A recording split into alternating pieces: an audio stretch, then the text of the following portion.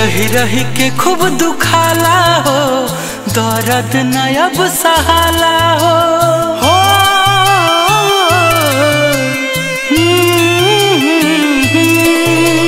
रही रही के खूब दुखाला हो, दर्द न अब सहाला हो। काहे खाती हो लाई प्यार, ऐ वैज्ञानिक मेरे यार, कर दो दिल के दवा का आविष्कार हो। ऐ वैज्ञानिक मेरे यार, कर दो दिल के दवा का आविष्कार।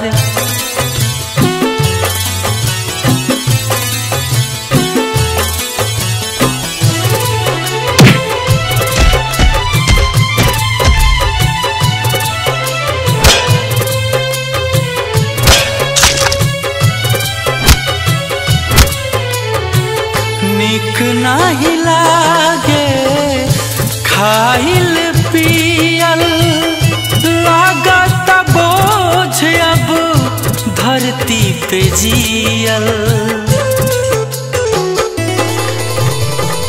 निक नाही लागे खाइल पियल, लागत बोझ अब धरती पे जियल। जगले हो जाता भोर हो, अखिया से गिरे लोर हो। सुनसान लागे संसार,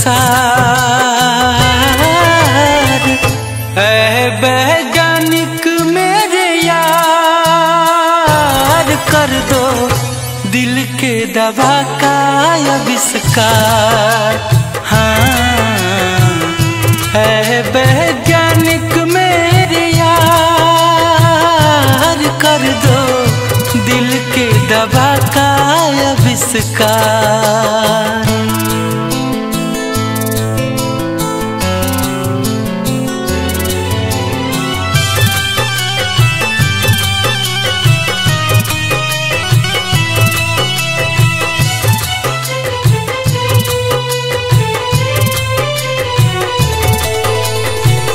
काहे खातिर राम जी बनौले दिल रे, एह के संभारल बा बड़ा मुश्किल रे।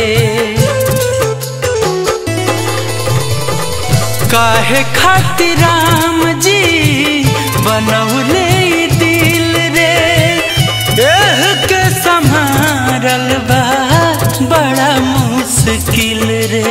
चिंता से देह सुखाला हो, जिंदगी जहर बुझाला हो।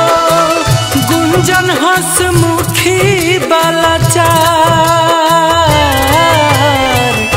ऐ वैज्ञानिक मेरे यार, कर दो दिल के दवा का आविष्कार। ऐ वैज्ञानिक मेरे यार, कर दो दिल के दवा का आविष्कार।